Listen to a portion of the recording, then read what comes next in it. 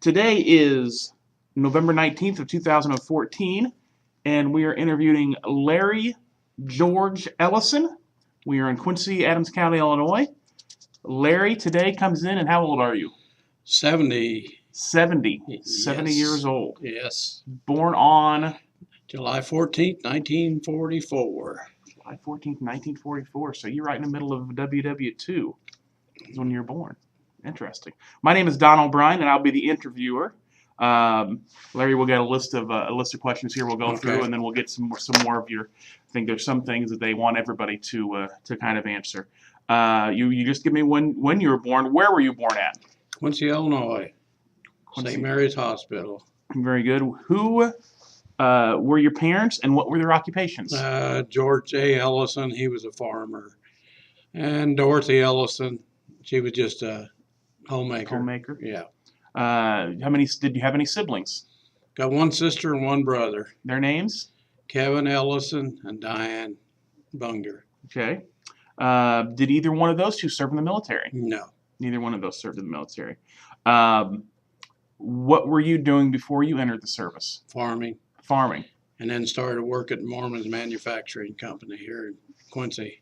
So you started working at Mormon's before you went into the service, too? Mm-hmm. Yes, Okay. I did. And which branch of the military did you serve? Army. Army. National Guard start with. Mm-hmm. Okay.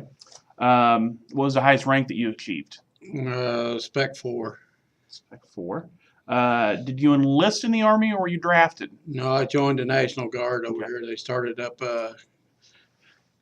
an infantry platoon and a weapons or mortars platoon, and we were affiliated with the 126 at the time. Okay. What was your motivation to join the National Guard? Basically wanted to serve my country and When did you join? What was your do you remember your entry date?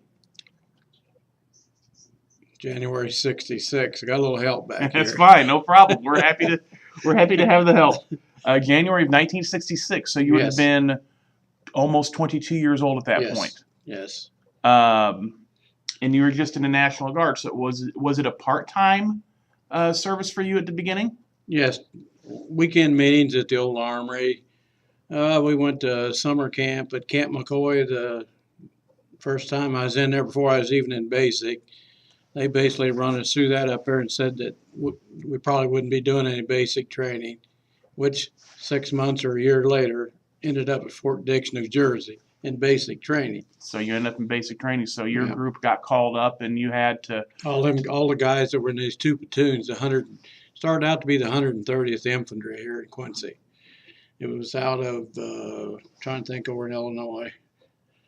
But we had our meetings with the 126th and stuff here in town. Okay. Lickfield, Illinois is where Lickfield is where that other group was.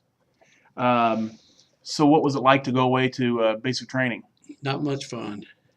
First time I'd been away from home on the farm, and a little tough. What was the toughest part about basic training? Are there anything specifically that you remember? Screaming, hollering, marching. The sergeant used to tell me, Ellison, you're not carrying a gun. You're not squirrel hunting. Don't be bouncing up and down when you're marching. Do you recall your instructors? Oh, yes. Sergeant Sanchez.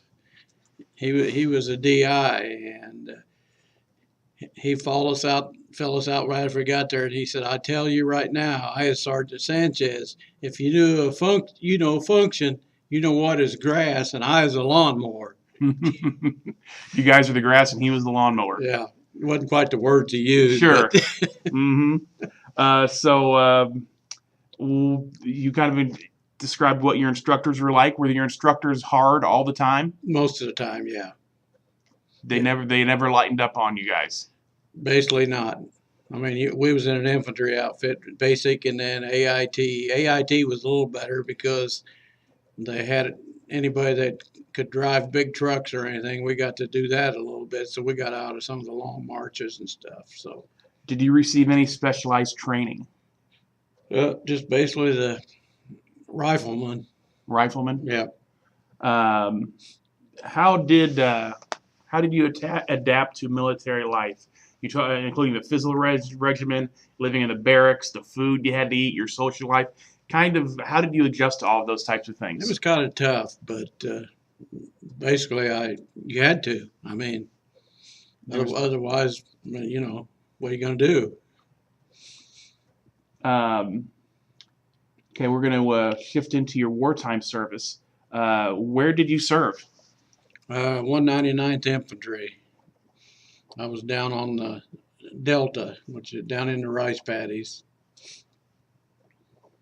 And this is in Vietnam? Vietnam, yes. What were some of your memories of that experience that you'd like to share with us? Oh, some good times, a lot of bad times. I had some good friends over there and stuff, but we had a lot of, basically we was out on sweeps. I mean, waiting for the enemy to, just basically waiting to get a pot shot at, you know, or they'd send us into an area to clear it all out. Sometimes we were on air flights, what they called eagle flights. We would just drop into village and village and village, you know, checking ID cards and stuff like that, you know. So would you consider yourself being on the front lines? Yes. Okay. What combat action did you witness? Well, we was in several firefights. Mm-hmm. I know there was an article here or something about one of the firefights that I was in too. I don't know where it is. If you'd be interested in seeing that and stuff, but yeah, we was in some bad stuff over there. Booby traps. A lot of guys got blew up by booby traps and stuff like that. And it was so hot, wet. It was always wet, sweat 24 hours a day. Was this summertime or was this? Do you remember when this was? Do you remember any dates? March is when I went over. March of 66 or 67 or 68. 68, okay. Yeah. See, the unit went over in like August or something. We got busted up from the unit. Us guys were in infantry. And we were stuck in a regular infantry outfit in Fort Carson. And then they started sending us over as individual replacements over there. Okay. Obviously, you saw combat. How did you feel when witnessing casualties and destruction? Not good. What was the? I mean, was there a lot of villages that were destroyed in this? Yeah, some. I mean, basically, it was. Well, I can remember one instance where we all flew in and landed, and they were a whole bunch of Viet Cong in there, opened up on us, and basically they got on the speakers and said, "Get the kids and women out," and they did, and then the helicopters came in and just pretty well blew everything up, you know. I mean, it was pretty well destroyed. So you guys got the women and the children out of the village, and then you had another group come in and take out. Yep, took out the whole bunch. Viet Cong who was still inside the village. It was never this. Some of the stories you heard about kids being shot and all that, that's a possibility because, I mean, we had kids that we gave C ration to because we was always moving villages or moving base camps. We'd give them C rations to fill sandbags, and there was different times we found out the kids were setting booby traps around the compounds and stuff. I mean, over there, from a time they're this big, that's all they know. I mean, it's kind of like over in Iraq and stuff now. You know, they grew up with it. So some of those children may have died because of traps that were set up by their own people. That's true. Not necessarily because of any true. fire done by the United States. Yeah, we had a lieutenant one time was going into Saigon, I don't know, for some reason. A little kid standing side of the road and waved at, you know, throw the grenade in, boom. I mean, that's a life over there. I mean, they live in the rice paddies. They got grass huts. They got a catwalk over the canal. Papa Son's doing his thing here. Baby Son's taking a bath.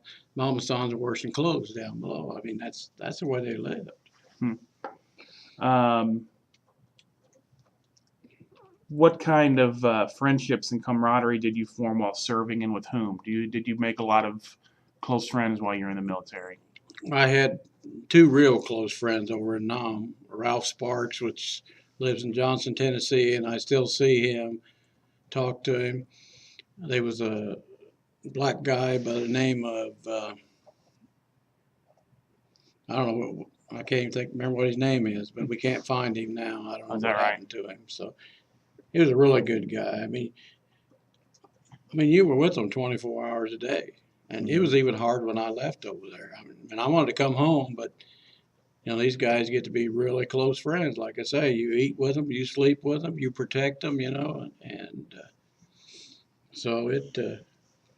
When you're over in Vietnam, how much contact did you have with people back home? How did you let your loved ones know that you were okay? Letters is about all. Back then, that was all there was letters. Hmm.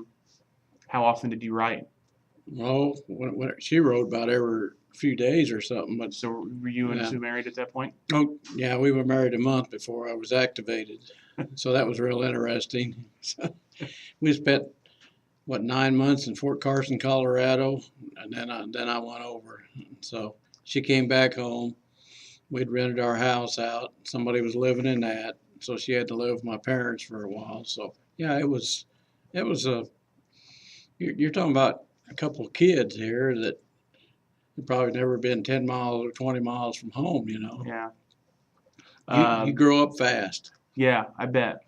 I bet. What were those? If you can remember, what were those letters like? What things did you, what things did you tell her, and what things did you hear back? What things did you want to know from her, and what things did you tell her about your experience at that time? I didn't tell her much about the bad stuff over there. Of course, I want to know what was going on back home here, you know, back on the farm and so forth, and what was going on in the area, you know. But and then what we did get a military paper every once in a while, but it didn't show much. But then I had an uncle that got blowed up on a barge at LaGrange in 1969, and there was like 3 or 4 guys killed on it there, and it actually was in the military papers over there. Oh wow. That was 1969. When you were off, were you ever quote unquote off duty when you were over there? We would be back in the rear about every 30 days for a few days to rest and clean up, and once in a while we'd get to go to a local show that have some Korean entertain girls and all that kind of stuff. But So there wasn't much recreation done. You no. were pretty much. When night come, it was dark. I think 2 of the biggest things I missed over there was bread and milk. We never had bread and milk out of it. We were in the field. One time we was out 32 days without clean clothes or anything. 32 days out in the field. Yeah. And then that's tough, you know. When they did bring clothes, they'd bring a truckload and just throw them out, you know, everybody, whatever. First come, first serve, right? Was it you just had If to you go grab it? find something fit or whatever, you know, I mean. But like I say, over there you sweat 24 hours a day, and then when the monsoon starts, in about June or so, it rains every day for 6 months, and it just gets water and mud until finally we couldn't get anywhere except on the helicopters and stuff. So that made the battle more difficult. And believe it or not, come dark, well, if it dropped down to say 70 degrees or so at night, you froze. I mean, you were wet. Oh, sure. And then every day the sun would come out and she'd be steaming down about 100 something degrees. So, and the mosquitoes, you had bug stuff on you all the time, and the snakes. And What were you most worried about? Did you have any phobia of snakes or mosquitoes or anything? I don't think anybody likes snakes. Yeah.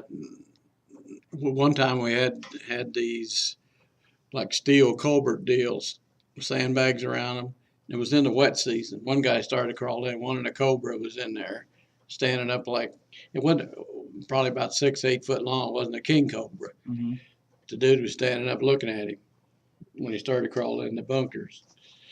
So after that, everybody was looking pretty close before they crawled in there. So, Larry, were you awarded any medals or citations for your military service? well, I have rifle or CIB.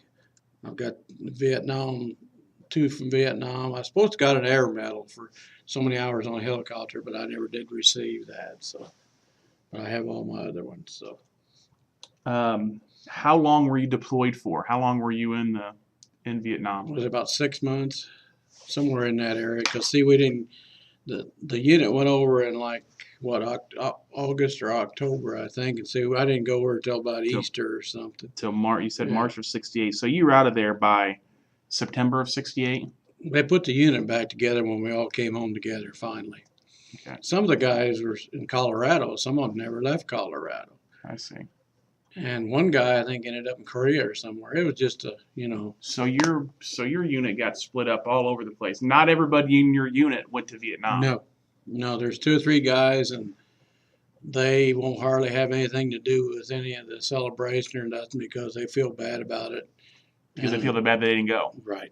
So how did you get picked? Why did Larry go and not Well, go? I don't know. It was almost like they started alphabetical order, like E down, and they got down to a friend of mine lives up at Elveston, Dean Prenty, and he was about one of the last ones I think that went.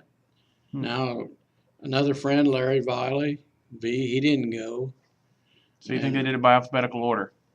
I don't know. It's the best you guys can figure. Roger Huntley was in the first air cav. He's a retired firefighter here in town, and we were just all over the place. I mean, So how did you return home? How did they tell you, hey Larry, you're done? they come out to the field and said we was to go back, but they wouldn't hardly help us. And she ended up getting a lawyer and got the congressman here to get in on that because we wasn't sure we was going to get to come home with them. But anyway, the congressman Finley got in on it, and she talks about hiring a lawyer, which she had to pay $50, which she didn't hardly have back then. So And Congressman Finley helped get you out of the jungle. they put us back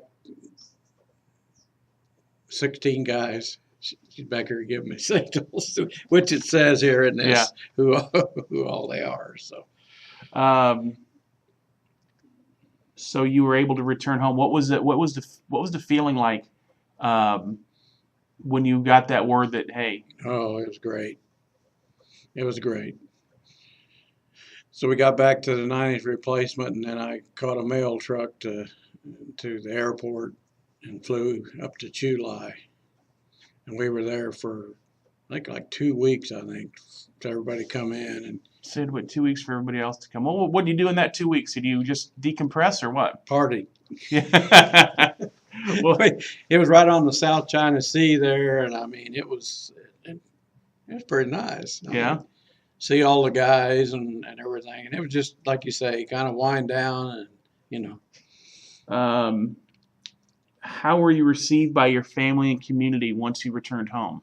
the family was great to see me, and I never really had too much other than I've heard people say they got spit on to airports and that, but I don't know, you didn't run around broadcasting you was from Vietnam back then, I'll put it that way. You didn't broadcast it. Yeah, I mean, No. isn't it? I find that very interesting in how veterans are looked at today as opposed to when you returned. I mean, you were rightly They were burning, celebrated now. Yeah, they were burning flags, and you didn't say nothing. And here, I'd say within the last year or two, I've had, if I wear a veteran's hat, and I've had people come up and thank me. I really don't know quite how to handle that. I'm not used to that. Mm-hmm. And when we were in Texas at a restaurant, the guy brought our breakfast.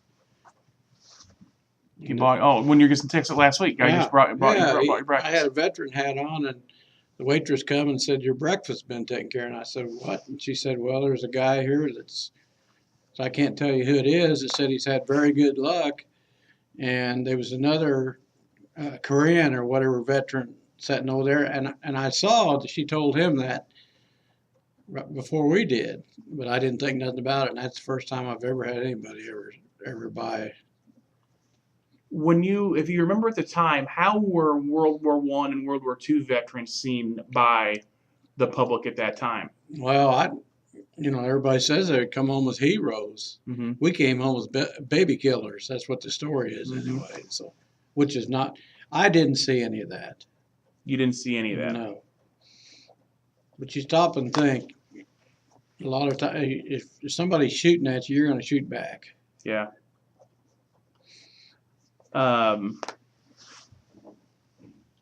All that being said, how did you readjust to civilian life? Here you are, you're a kid in, Northeast Missouri, you get put into the jungle, and then you have to acclimate life back to on the farm in northern Missouri and come over to the big city to do work. How was that adjustment?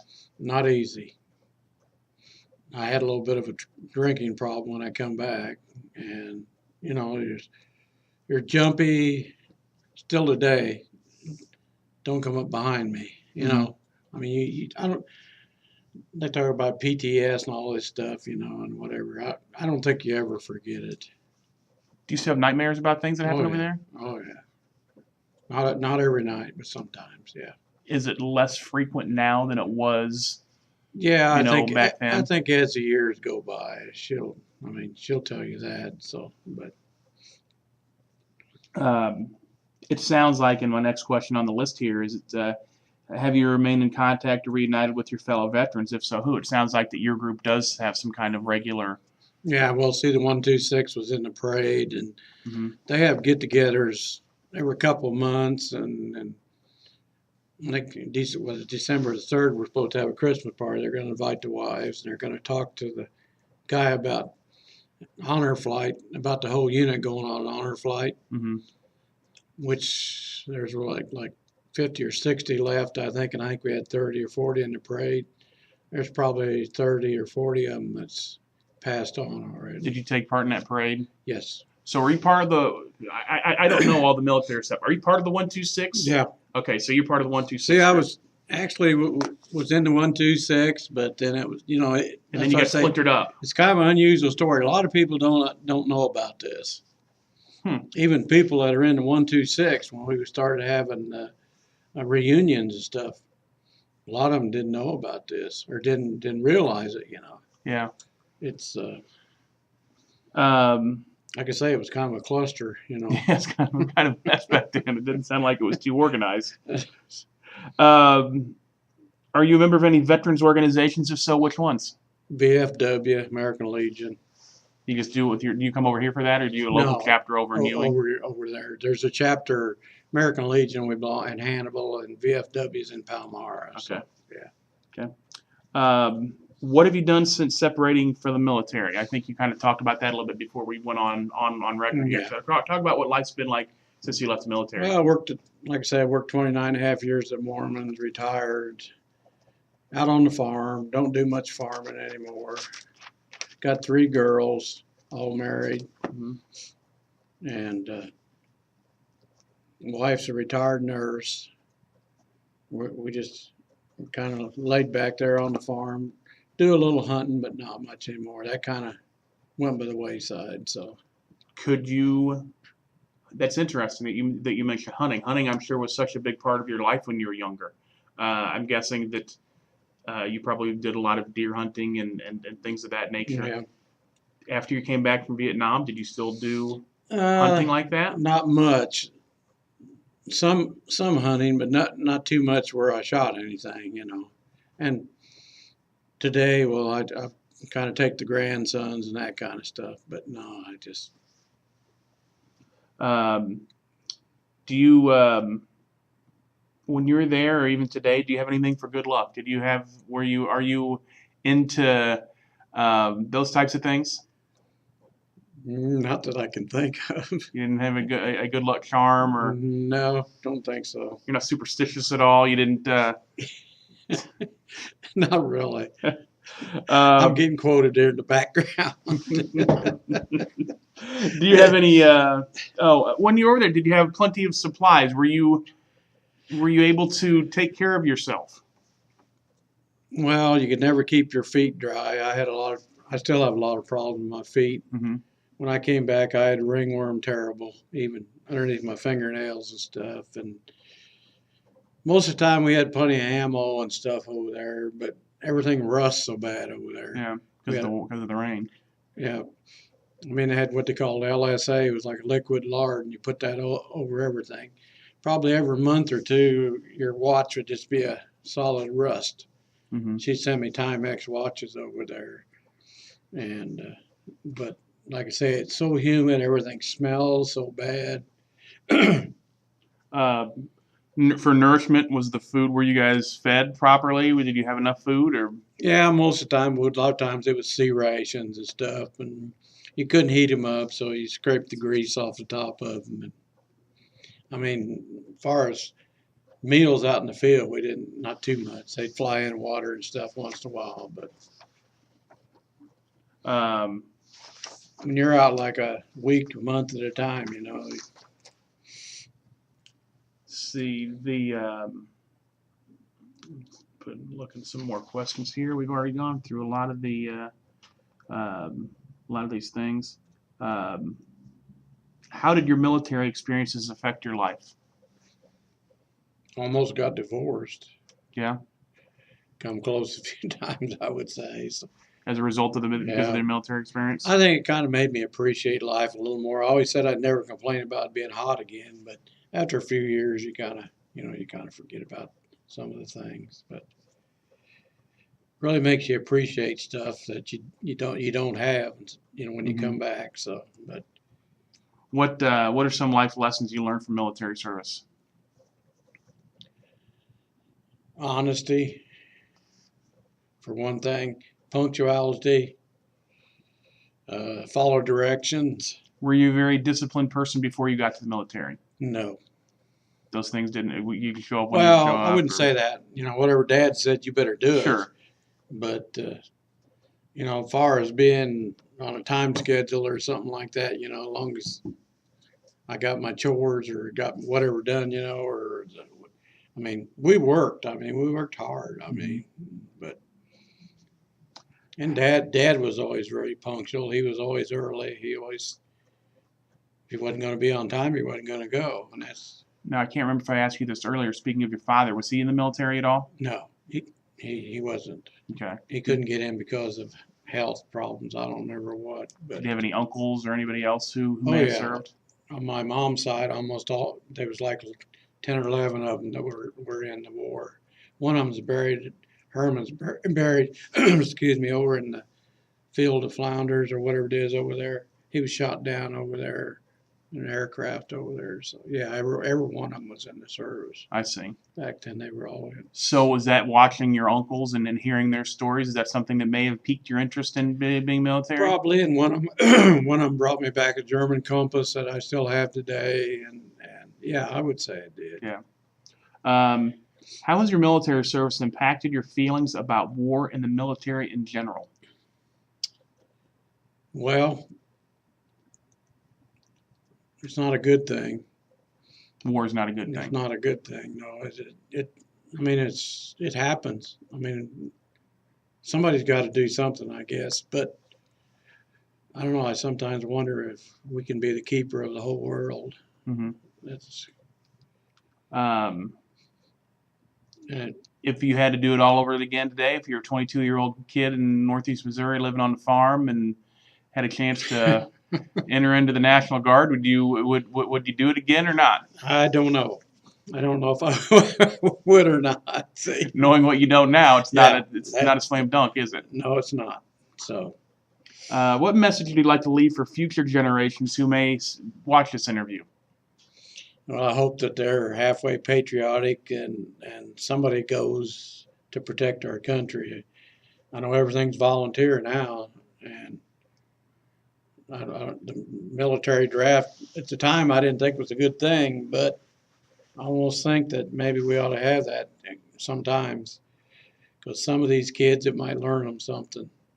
I think we've got a lot of kids that are spoiled and out of control, and I don't think they know how tough life can be. Mm-hmm. So, and if it came right down to it, I hope that they will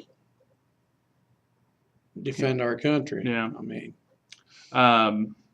Is there anything that you feel like we haven't discussed or you'd want to be added to this interview? Anything that you want to, any stories or anything that you want to let people know? Well, basically probably not, other than the things that I went through, through the years, starting out in the 130th over here and then getting transferred to the 126 and then going over and then transferred to another outfit, hoping that I would be a truck driver over there, but that did not happen. So you're hoping to be a truck driver? Yeah. I was a truck driver in basic or AIT, and when I was at Carson, I got to be a truck driver. So I thought, well, maybe this won't be too bad, but it didn't happen. But you got put right on the front lines. Yep. We went through the first week. We went through a course on booby traps and all that kind of stuff, and then out you went. Wow. Are you surprised you had such? It sounds like such little training before they put you out into the field. Yes. How long would you think that training should have been for booby traps? And things like that? I think it should have been longer than what it was. I mean, the best thing was you had guys that had been there for a while to kind of teach you and lead you through it. We had guys new guys that came in the country over there, and we'd get ambushed, and they would just throw everything down, and some of them took off running. I mean, so the training. And I remember the first firefight, I carried M60 ammo, and they was cutting the grass down around us, and the sergeant was hollering for me to get ammo up to the gun, and I couldn't move. I just felt like I couldn't move, And afterwards, he told me, he looked at me, and he kind of smiled, and he said, "Don't worry about it. You'll never hear the round that kills you." Mm-hmm. And I said, "Sarge, that's not much consolation." Right. So. All right. Well, Larry, unless you got anything else you want to add, I think we're pretty much done. That's about all I can tell you. That's all you can tell me. Yeah, I could tell you more, but I won't. Well, this is your time. If you want to, if you want to tell more for the record here, I don't want to bend your ear too much, so I don't want to wear you out. So, all right. Hopefully, 100 years from now, maybe some kid will say, "Vietnam, what was that?" Yeah, and they'll pop you right up here on the screen or hope. computer, or they'll look at their wrist rocks or whatever they're doing at 100 years from now and take a look at this. Okay, well, very good. Well, we are finished with this interview.